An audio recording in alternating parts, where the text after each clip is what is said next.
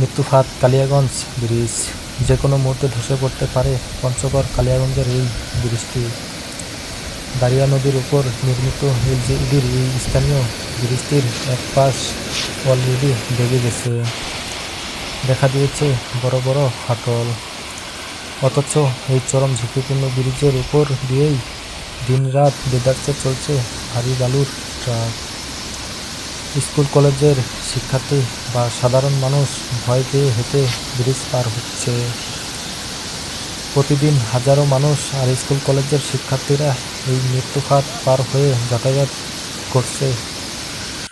অতিরিক্ত বালু বোঝাই ট্রাক যাওয়ার সময় পুরো ব্রিজ কাঁপতে থাকে, যার কারণে সাধারণ মানুষের চলাচল বিপজ্জনক ব্যাহত হচ্ছে।